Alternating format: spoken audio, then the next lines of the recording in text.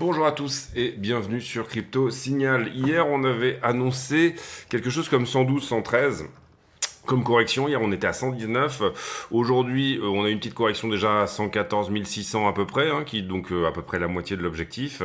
Ce qu'on va voir, c'est est-ce qu'on va réellement aller à la target ou alors est-ce qu'on peut se reprendre d'ores et déjà maintenant. Donc ça sera plutôt de l'intraday aujourd'hui et vraiment de la courte time frame, puisque en soi tout ce qui concerne les hautes time frames, enfin tout ce qui concerne les time frames longues a déjà été posé par le passé, donc pas de souci là-dessus. Allez, on y va pour l'intro.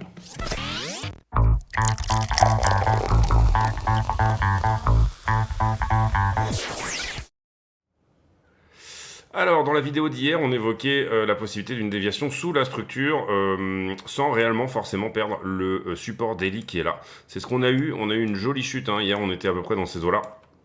On a eu une jolie chute pour venir taper la liquidité qui se trouvait en dessous de la structure. Est-ce que c'est terminé, hein? C'est un petit peu la question du moment, ou alors est-ce qu'on irait jusqu'à la target? Ici, la target maxi pour moi, elle se trouve autour des 112 092. Donc ce qu'on va regarder, c'est qu'on va descendre assez fortement. Enfin, on va plutôt prendre des time frames avec une fréquence plus importante, et on va se poser la question de dire est-ce que on n'aurait pas une impulsion ici en ABC, ou alors la question étant est-ce que ça c'est une A, ça c'est une B, ça c'est une C, donc la correction serait potentiellement ici là-dedans terminée, ou alors est-ce qu'on est toujours dans quelque chose de correctif pour finalement venir taper ici la target, quelque part par ici, encore une fois, donc 113 500 ou cette vallée que vous voyez ici qui serait intéressante, à savoir 112 000.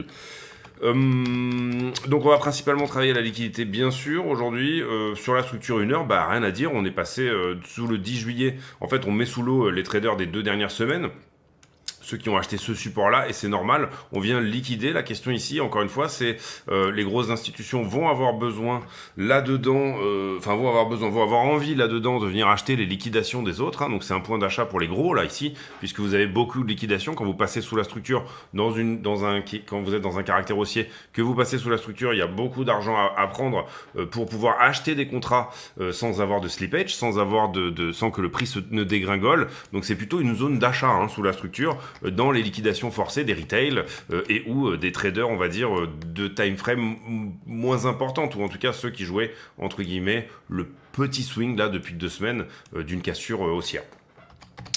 Donc intéressant de passer dessous, intéressant aussi d'accumuler du short. Vous voyez qu'ici, à un moment donné, en tout cas si on continue sur le côté ça c'est correctif, eh bien il va falloir short squeezer tout ça, et c'est là qu'on va reprendre l'impulsion supplémentaire, hein, le short squeeze aidant à l'impulsion qui va par ailleurs, et par là même également le short squeeze étant quand même aussi une zone de vente, c'est-à-dire que pour le coup pour les institutions, dans les liquidations shorteuses, le short constitue un achat forcé, donc du coup on va plutôt se défausser de ces contrats et à l'inverse, c'est ce qui va soit permettre de créer une résistance, d'accord. Si les institutions ici ont plus de contrats à défausser, ont plus de contrats à vendre, ceux qui ont acheté là, hein, sous la structure entre là et là, admettons, ceux qui ont acheté ici, si là ils ont plus de contrats à vendre que la demande induite, que la demande résiduelle, celle des retail ou autres, ou en tout cas s'il n'y a pas la news en face, s'il n'y a pas le momentum en face pour pouvoir casser, à ce moment-là c'est ce qui crée plus ou moins des structures en flat, ou c'est ce qui crée en tout cas des résistances sur la zone des, par exemple, 120, 123.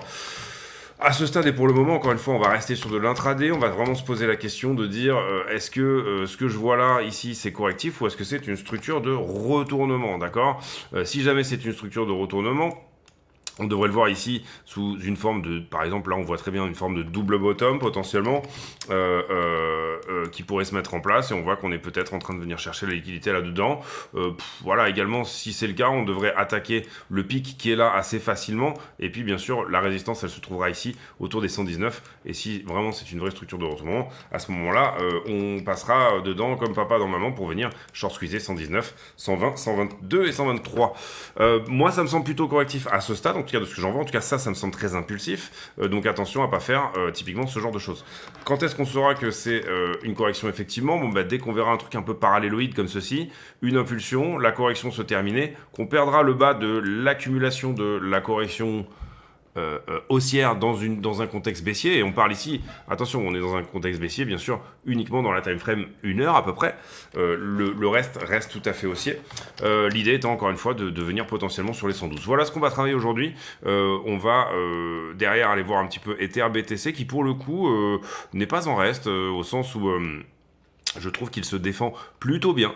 Alors on va voir si c'est quelque chose qui va s'inscrire dans le temps ou pas. Mais en l'occurrence, vous voyez qu'ici, d'une certaine manière, EtherBTC est plutôt à l'appréciation. Il a cassé sa distribution qui était ici. Donc là, paf, paf, paf, c'est bien. Ça nous donne impulsion, correction, impulsion pour le coup vers le haut. C'était quand même plus ou moins ce qu'on avait également travaillé hier. Attention, Ether, il est sur son 4 heures, ce qui normalement rejette. Si BTC rejette fort, donc s'il continue sa correction, on peut estimer bien sûr que dans un contexte où il est baissier fort, hein, c'est-à-dire qu'il faut imaginer que 115, on est à 116 là, vers 112, ça fait quand même 4%, allez 4-5%. Ether pourrait en soi revenir retâter du support du 0,30 si c'était le cas. Et personnellement, s'il y avait un contexte extrêmement baissier sur Bitcoin, je verrais plutôt quand même là-dedans un contexte baissier pour Ethereum, sauf si ça se fait très vite. On voit bien aussi la petite structure de retournement ici en épaule tête épaule inversée sur EtherBTC. Ça c'est propre, ça pourrait devenir un support également par la suite. C'est-à-dire plutôt que d'aller à 0,31, le support qui est ici, plutôt revalider la ligne de coup de cette épaule tête épaule inversée, temporiser un petit peu et puis ensuite venir casser le 4 heures qui est ici quand BTC se remettra. Parce que pour moi, à 112, BTC aura bouffé sa liquidité et il y a une telle demande induite qu'il ira beaucoup plus fort vers le haut. Et sur Ether contre le dollar, c'est pareil, pour le coup il faut confirmer un petit peu là ici la fin de correction comme ceci, donc venir à casser les 3007. Si jamais ça reste correctif, donc là on rejette. Pour le coup ça sera plutôt voilà, une structure un petit peu dans ce genre là, type élargissement à la baisse en 5 vagues, ce genre de choses quoi, voilà. Après on verra un petit peu ce qu'il en est pour la suite. Là on reste en 1 heure encore une fois, mais pour moi voilà, il faut casser le point actuel, 3715 étant la petite résistance du moment sur une TF 1 heure, donc hard closer le niveau 1 heure qui est ici, et puis hard closer ensuite le 4 heures qui était là, qui avait rejeté jusque là. Je parle de 3843. Le total 3, donc tout le reste des altcoins, et bien pour le coup, c'est un peu la même chose, c'est-à-dire qu'on va lui demander de nous faire une vraie structure de retournement, à savoir passer d'une structure baissière ici, comme ça, à une structure haussière comme ça. Pour le moment, ça n'est absolument pas le cas, c'est-à-dire qu'il est juste en train de temporiser un petit peu. Si jamais ça reste à plat, tout ça, on peut s'attendre à une baisse plus importante sur l'altcoin dominance, donc des altcoins qui souffrent un petit peu. En revanche, si on arrive à casser ce point-là et à retourner la structure, et à faire cette petite épaule inversé ici là-dedans aussi, on peut estimer que assez facilement on reviendra aux 22% de dominance. Donc on va dire sur les points hauts dernièrement qu'on a pu voir sur les altcoins, bien sûr on parle ici d'une picture globale, hein, donc il n'y a pas de souci là-dessus. La BTC dominance, bon je pense que du coup on a un petit peu élaboré le tableau là aussi, mais globalement on était sur une séquence haussière et là on est en train de diminuer, donc c'est assez intéressant. Il y a eu ce petit moment où finalement si je vous compare avec le prix de BTC, on va se mettre en 15 minutes et on va rajouter le prix de Bitcoin. Hop.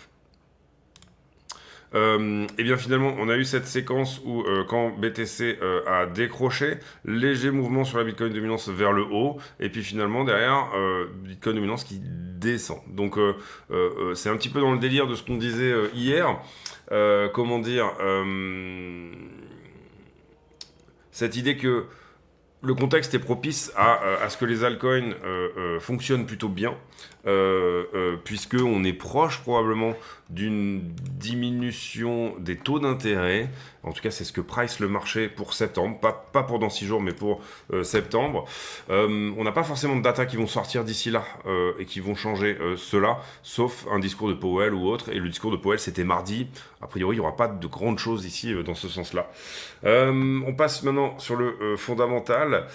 Justement, on parle de Powell avec cet échange complètement lunaire. Je ne sais pas si certains d'entre vous l'ont vu. Dans l'immeuble de la Fed qui, en ce moment, il y a beaucoup d'attaques sur Jérôme Powell parce que l'immeuble de la Fed a été rénové et ça a coûté 2,7 milliards de rénover 2 immeubles en tout de la Fed. Donc, je pense que soit Trump a voulu visiter les travaux, soit Powell a voulu montrer que le truc était en travaux. 2,5 milliards pour un bâtiment, c'est extrêmement important. Il n'y a pas de souci là-dessus. Et du coup, il y a une petites vidéos où il se crêpe un petit peu le chignon gentiment. Powell a l'air extrêmement mal à l'aise. Trump a l'air mal à l'aise aussi. L'échange est extrêmement malaisant. Et pour le coup, c'est complètement lunaire de les voir tous les deux discuter en fait de combien ça a coûté de rénover ce bâtiment. J'en profite pour vous dire de mettre un like, c'est super important. Mettez un like s'il vous plaît sur la vidéo. En ce moment, c'est assez compliqué de faire des vues, parce que le channel est assez spécifique, mais je pense qu'on peut rencontrer un peu plus de public. Donc si vous avez dans l'idée de m'aider, parce que je pense qu'on a des bons calls, hier on a dit bon bah on est baissier au moins jusqu'à tel endroit, c'est-à-dire sous la structure, et je pense qu'on était tout à fait dedans. Je pense que les calls sont bons à peu près 70% du temps en ce qui me concerne. C'est à peu près mon win rate. Mon win rate doit être autour des 65, ce qui est relativement important. Après je joue pas non plus énormément de trades, mais pour le coup, on est très propre là-dessus. Donc n'hésitez pas à mettre un like, commenter, essayer de pousser la chaîne vers le haut, d'autant plus que je le répète, tous les bénéfices de la chaîne sont versés à Mécénat Chirurgie Cardiaque, association qui vient aider des enfants qui ont des cardiopathies, des problèmes cardiaques, pour les opérer, les faire venir en France et les opérer, parce que dans leur pays, il n'y a pas les infrastructures pour les soigner. C'est quelque chose de très important qui me tient extrêmement à cœur, et également, si vous voulez aider ce projet-là, vous allez dans les liens de description de la vidéo. Et en ce moment, le partenaire majeur, ça va être BingX. Avec le code CryptoSignalFR, vous avez plein de rewards, c'est-à-dire que vous vous affiliez et vous avez plein de cadeaux. Personnellement, moi j'en suis arrivé à 500$ en tout de rewards, en plus de mon dépôt, qui en l'occurrence sur BingX a été de pas grand chose, 3000$. Donc du coup voilà, 500$ pour 3000$. Si on coche un petit peu toutes les cases, c'est assez intéressant de le faire. Donc du coup voilà, je sais pas, en pourcentage on n'est pas trop mal, on doit être autour de 7-8%, plus que ça même, un peu plus. Bill Clinton qui serait sur le birthday book de Jeffrey Epstein. Bon, c'est pas une nouvelle que Bill Clinton il aime bien fourrer ses cigares un petit peu partout, donc pas trop une nouvelle ici. Crypto-monnaie, le premier stablecoin conforme au Genius Act arrive, apparemment c'est sur Ethena, donc suivez bien ceci aussi. Bon, il y en aura d'autres qui vont se mettre au pas, bien sûr. Spot BTC, 226 millions apparemment sur les... après 3 jours de outflow sur le ETF Spot BTC, donc il va falloir que ça achète aujourd'hui over the counter. Bitcoin qui décale à 115 000 alors que le rallye sur le Dow Jones décroche après des plus hauts sur janvier-février.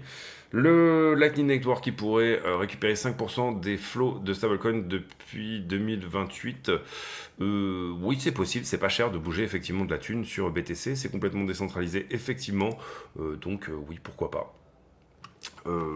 Bon, pour moi c'est pas... Bon, le Lightning, c'est super, et c'est important que BTC puisse être un moyen de paiement, au sens où, pour le coup, il y a des pays où réellement ça peut aider en termes de débancarisation, etc., toutes ces choses-là, mais également, surtout, en termes de ce côté impartial, un petit peu, et totalement neutre de Bitcoin, incensurable, on va dire, peut tout à fait aider certains pays dans lesquels il y a des problèmes au niveau de l'inflation, et il y a des problèmes au niveau également de la coercition financière, on va dire ça comme ça, coercition fiscale, financière, et également, bien sûr, on le voit notamment en ce moment vis-à-vis de la Russie, cette possibilité de continuer à faire bouger l'argent dans son propre pays, alors qu'il y a des sanctions, qu'on est totalement sorti du système SWIFT. Pour y être allé il n'y a pas très longtemps, je vous donne un exemple, pour y être allé il n'y a pas très longtemps, moi j'ai ouvert un compte en Russie en à peu près 30 minutes. En 30 minutes, la banquière m'avait aidé à mettre l'appli sur j'avais ma carte du système MIR, j'avais déposé du cash sur le compte, ça aurait aussi bien pu être de l'USDT, j'avais déposé du cash sur le compte, j'avais ma carte avec mon code, j'avais choisi mon code, on m'avait mis ma carte dans les mains en 30 minutes, et elle m'avait même installé l'appli sur mon téléphone pour valider les achats, etc. En Russie, on paye avec la paume de sa main maintenant, donc c'est aussi rapide. Ça a totalement révolutionné la manière de payer, ces sanctions, en fait, d'une certaine manière, et je suis pas pour les sanctions, et je suis pas pour nécessairement, enfin je connais bien la Russie, je suis pas nécessairement pour la Russie, mais je la connais très très bien pour y être allé énormément de fois, puisque je le répète, ma femme est russe. Mais en l'occurrence, c'est incroyable la vitesse à laquelle on a pu ouvrir un compte et avoir. Enfin, il y a eu vraiment juste un passeport, 3 conneries, et puis ça y est, on avait notre compte en Russie. On en a même ouvert 2. Donc pour le coup, voilà, c'est super intéressant de voir à quel point les choses vont vite et à quel point aussi l'incensurabilité, je sais pas si ça se dit, de la crypto peut permettre finalement à l'échange de continuer à se faire. Le marché s'adapte et l'important c'est que le marché continue à fonctionner. Quelles que soient les barrières, le marché doit continuer à fonctionner et c'est quelque chose qui est extrêmement important à tous les sens, dans tous les sens, parce que l'être humain s'adapte. Et quoi qu'il en soit, c'est une chance incommensurable que d'avoir ce moyen de paiement qui permet aux gens de continuer à faire du business, hein, tout simplement, malgré une censure étatique qui est là. Alors que Trump visite l'Écosse, l'UK essaye de mettre le Royaume-Uni essaye de mettre en place des business qui ne sont pas finis. Ça nous intéresse pas énormément. Et les derniers dramas sur les mêmes stocks, la dernière fois c'était ce site ici qui s'appelle Wall Street Bet sur Reddit, pas ce site mais ce forum qui avait fait pumper, pour ceux qui s'en rappellent, qui était là, GameStop. Qui visiblement est en train de faire pumper toujours GameStop à nouveau. GameStop qui depuis a investi dans le Bitcoin, hein, donc c'est assez marrant de voir tous ces liens finalement, puisque encore une fois cette idée un peu de ce groupe Reddit. Alors apparemment il y a d'autres d'autres actions qui sont sur le feu ici, hein, au niveau des groupes de Wall Street Bets, etc. Mais c'était assez marrant de voir en fait, pour ceux qui connaissaient pas l'histoire, globalement vous aviez un groupe Reddit qui avait fait pumper GameStop. C'était un petit peu le Micromania américain, et vous aviez donc c'était bien sûr en déclin total, hein, avec aujourd'hui tout est dématérialisé sur les achats de jeux, etc. Donc les ventes de jeux d'occasion, etc. C'est pas vraiment quelque chose qui fonctionne, donc bien sûr l'action était en train de plomber, c'était quelque chose qui était assez facile à shorter pour tous les hedge funds, etc. Et puis vous avez eu un groupe de mini investisseurs, enfin de petits retail qui avaient fait totalement pumper l'histoire. Un truc de fou. Et donc du coup tous les hedge funds s'étaient retrouvés littéralement liquidés, hein, sur ces histoires là. Donc c'était assez intéressant. Pas grand chose sur le calendrier économique, si ce n'est le 30 juillet le rapport ADP, ainsi que bien sûr la décision du FOMC, et puis le 31 le PCE, hein, info sur l'inflation, Personal Consumption Expenditures, et pour 14h30 le taux de l'emploi aux États-Unis, le premier. Encore une fois, on a un marché qui pense que Powell ne bougera pas cette fois-ci, mais qu'il bougera en septembre. Powell a quand même pour habitude de faire ce que le marché lui dit. On a eu des petites surprises, ça a pu arriver, donc pourquoi pas cette fois-ci. On passe sur les liquidations dorénavant avec 537 millions de liquidations hier, ce qui est plutôt fat, c'est plutôt une grosse journée. On avait 700 millions, on voit qu'on a liquidé plus du long que du short, mais on est quasi ensemble, alors que l'action de prix a été quand même plutôt baissière.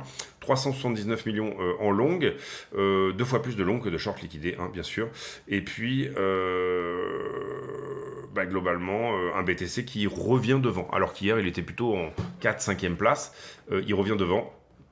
Et en l'occurrence, sur Ethereum, vous voyez que c'est quasi moite-moite, 68 contre 65 long et short, donc intéressant. Oui, parce que en fait, Ethereum a moins. Vous voyez que sur Bitcoin, c'est pareil, c'est assez similaire. 159, pardon, non, excusez-moi, 141 contre 18, pas du tout pareil. Pardon. Donc du coup, beaucoup plus de liquidations longues, à savoir quasiment un quart du total sur Bitcoin, bien évidemment. On a pris ce point-là, c'était celui où on avait dit hier qu'il fallait probablement aller, hein, c'est-à-dire sous la structure. La question étant maintenant, est-ce qu'on se reprend ou pas? Pas mal d'open interest ici. Pour moi, j'ai un prix qui descend, un funding qui monte, donc il y a encore du monde à liquider en long, donc je remets un point ici en dessous, et je pense qu'on va y retourner. Enfin, en tout cas, de ce que je vois en liquidation, c'est pas tout à fait normal que ici, quand le prix descend, le funding devrait descendre avec en plus de l'open interest qui se met dedans. Alors soit c'est effectivement ce qu'on voit là, c'est les gros qui rachètent, auquel cas si c'est de la Wells Money, eh bien ils vont retourner le prix, hein, et c'est tout à fait possible que ça soit le cas. Maintenant, en général, quand c'est aussi flagrant d'une certaine manière, et aussi mal fait, hein, puisque en général, quand c'est plutôt les Wells, c'est fait d'une manière algorithmée, hein, et c'est fait plutôt proprement pour qu'on en fait, on reste sur un funding relativement stable. Bon voilà, ça reste pour moi en tout cas plutôt un mouvement de retail, hein, j'aurais tendance à le dire, mais pourquoi pas. Donc voilà, ici l'idée, hein, ça serait peut-être venir plutôt à 113, hein, dorénavant quand on regarde la One Week. On avait dit 112, donc pousser un peu plus et avoir un petit peu plus de largesse dans ce sens-là. Est-ce qu'on n'irait pas ici, je dirais, retaper un petit coup de 117 ? Là, ce petit point, tout petit cluster ici, sans réellement revenir à 123. Alors il est possible, là, attention, tout à fait possible qu'on se retourne, qu'on aille à 123. J'ai mais strictement aucun problème avec ça. On ferait cette épaule, tête épaule inversée, boum, on retape. On vient pas chercher la liquidité qui est là.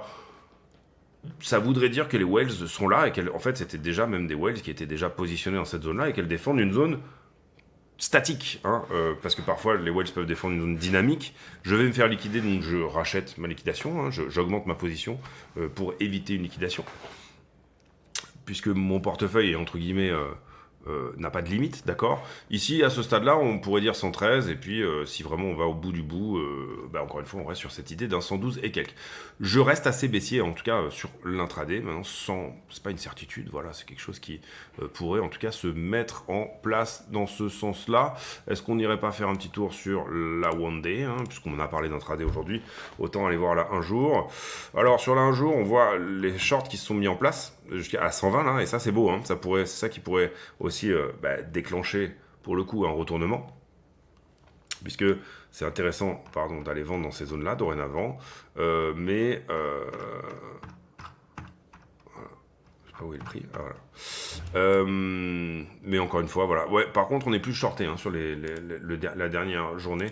C'est pour ça qu'on voit, hein, d'une certaine manière, alors sur Bitcoin peut-être un peu moins, mais c'est pour ça qu'on voit sur notamment Ether.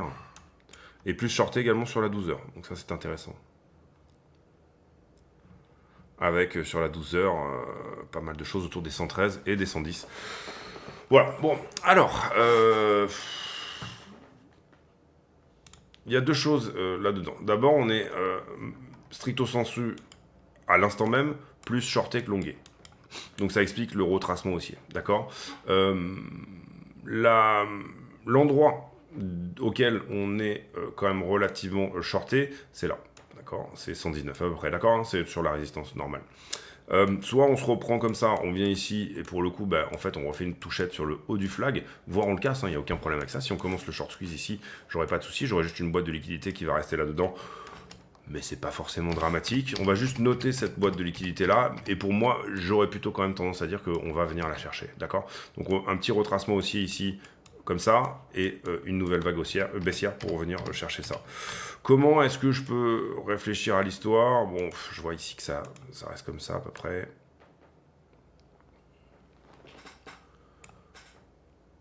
Voilà, peut-être quelque chose où on revient taper. On avait parlé des 117, donc cet endroit-là, où il y a quand même, si vous voulez... Voilà. On va le regarder comme ça. Dernièrement, je suis là, je pousse, je crée une imbalance. Donc là, il y a très peu de business dans la zone dans laquelle on est actuellement, hein. Je suis là, je pousse, je crée une balance, et je perds un point de contrôle de toute cette structure-là. D'accord. Donc là-dedans, il y avait des acheteurs et des vendeurs. L'endroit où il y avait le plus d'acheteurs et de vendeurs, c'est là, hein, vous le voyez, le node de volume profile qui est ici. Assez souvent, quand on regarde, parce qu'on peut voir cette chose-là comme un range, hein, et potentiellement, je pense que ça va se transformer en range à terme, mais voilà, on vient refuser sur le volume profile pour finalement venir passer à l'endroit où on veut aller, à savoir couvrir l'imbalance qui est ici. Voilà, pour moi... L'idée, ça serait à peu près ça, c'est-à-dire un rebond autour de 117 actuellement, retaper 117 et revenir rechercher entre 112 et 112 600, peut-être 112 100, voilà, quelque chose comme ça. On verra si c'est ça qui se met en place. En tout cas, couvrir cette imbalance dorénavant est quand même plutôt dans le scope. Hier, on était au-dessus du point de contrôle, hein, vous comprenez, quand on a fait la vidéo. On a dit, bon, il y a pas mal de monde à venir prendre, il y a pas mal de liquidités à venir chercher sous la structure. Ce genre de choses également permet finalement d'aller racheter du contrat court terme. Et ça, c'est quelque chose qui est relativement intéressant pour les gros bonnets. Ici, on va rajouter juste une boîte de liquidité. On sait qu'elle est à peu près là-dedans. Alors, en fait, finalement... Elle commence plutôt à 113, hein, d'accord. Moi, j'aurais bien aimé qu'on aille couvrir l'imbalance entièrement. Voilà, possibilité d'aller à 110, bien sûr, de revenir trouver plutôt un support un peu plus bas. Personnellement, je le verrais bien quand même. Je verrais bien le prix venir mourir, pardon, sur cette petite vallée-là. Alors, est-ce que c'est backside ou frontside? Quand je dis backside, c'est à l'arrière, c'est-à-dire là-dedans, comme ceci. Tac, ça c'est backside, ça c'est frontside. Pour le coup, je dirais plutôt frontside, mais j'en ai aucune certitude, bien évidemment. Donc à ce stade, très court terme, un prix qui est très impulsif vers le bas, correction haussière qui nous permet éventuellement de venir chercher, puisqu'on est à l'instant T plus shorté que longué, donc de chercher les shorts retardataires, d'accord, pour pouvoir tout simplement faire le mouvement suivant. Voilà comment je placerai les choses, sans aucune certitude, et vous voyez qu'on a déjà là une forme de structure de retournement qui se met en place. Alors dans chaque flag, hein, un flag comme ça, un flag haussier donne à chaque fois une structure de retournement potentielle qui finalement est foireuse. On verra ici si ça rentre dans quelque chose d'impulsif et si le prix n'échoue pas sur le point de contrôle, encore une fois, qui pour moi se trouve quelque part dans les 117 000. Encore une fois, si on veut en avoir une idée plus précise, mais elle est déjà devant nos yeux. Voilà, c'est 117 800 et quelques, donc du coup peut-être 118. Pour moi, on échouerait avant, hein, d'accord. J'aurais tendance à dire que même, vous le voyez ici, le daily. Alors attention, il faudrait que les choses se fassent rapidement, c'est-à-dire le support daily, ça serait plutôt pas mal de le garder, hein, et que ça ressemble à une mèche en daily à la fin, c'est-à-dire directement, ok. Ça serait vraiment le top du top, le scénario le plus bullish, ou celui où finalement on vient chercher sous la structure la totalité de la liquidité des 20 derniers jours, on va dire ça comme ça, on la bouffe, elle est rachetée par les gros, et puis ensuite, boum, on vient short squeezer tout ça, donc pratiquer de la vente dans ces zones-là, et ce, avec un certain momentum quand même, qui, encore une fois, pourrait, lui, pour le coup, nous emmener peut-être beaucoup plus haut, c'est-à-dire qu'on vise, je le rappelle, la zone pour nous des 148 à un peu plus moyen terme, ce qui serait relativement cool pour la totalité de nos trades, en l'occurrence. Voilà les amis, j'espère que cette vidéo vous a plu. Si c'est le cas, n'hésitez pas à le dire. On a fait un point par rapport au scénario d'hier, qui est plus ou moins en train de se mettre en place. S'il y a retournement, attention à la zone, s'il y a retournement, j'entends si ça va plus haut et si ça repasse le point de contrôle, hein, et comprenez ici que repasser le point de contrôle égale critère d'aide à la décision, égale 1, attention, on est peut-être en train d'entamer ce fameux short squeeze qui est ici. Si c'est le cas, attention, je dirais, à la zone des 119 pour le coup, mais si on repasse pour moi ce point de contrôle-là, ça pourrait être dorénavant une forme de support, vu qu'on est déjà venu faire un tour sous la structure ici. Hein. Vous comprenez ici que, en fait, le support du moment, celui sur lequel on rebondit d'une certaine manière, et il y en a toujours un, eh bien, c'est un support, globalement, 4 heures qui se trouve à peu près par là, d'accord? Je pense qu'on peut le voir si on se met en 4 heures. Ah, malheureusement, on a ouvert et clôturé ici, donc ça sera un délit, et ça sera le délit du moment pour le coup. Mais voilà, vous voyez, un petit truc dans ces eaux-là, quoi, hein, si jamais ça se reprend. Voilà, pour moi, il y aurait vraiment de l'intérêt à venir chercher 112,8, voire 112,100, voire 110. Si on le fait pas, ça veut dire qu'il y a une très belle demande et il n'y a pas de souci de ce côté-là. D'une certaine manière aussi, comment expliquer ça, comment le dire, quand on vient taper une imbalance comme ça, si ça se fait rapidement, c'est cool. Si ça se fait pas rapidement, eh ben on a tendance à ranger dedans, d'accord. Donc ça aussi, si on perd le daily, je verrais bien pour le coup un range se mettre en place, et pour le coup ça serait un range entre 110 et 120. Voilà, quelque chose qui garde un peu les shorts ici dans cette zone-là d'aplomb et qui nous mettrait une sorte de résistance à 120. Voilà, un range, encore re-rentrer un peu dans un truc un peu comme ça pendant peut-être tout le mois d'août. Donc je sais pas trop ce que j'ai envie de voir. J'ai plus envie de voir quelque chose qui pousse moi pour le mois d'août. Dans l'hypothèse où, encore une fois, les taux vont baisser, hein, ce qui devrait normalement être assez providentiel pour Bitcoin. Je vous laisse là-dessus, j'espère que cette vidéo vous a plu. Si c'est le cas, n'hésitez pas à le dire. On se retrouve demain pour une nouvelle question à la con du jour.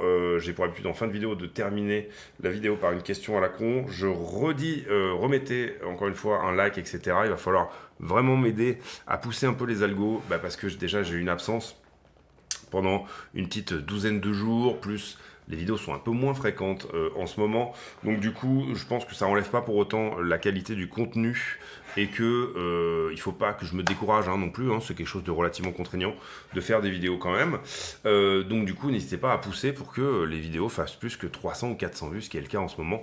On était à un moment donné, à la belle époque, plutôt dans les 2000 vues par jour.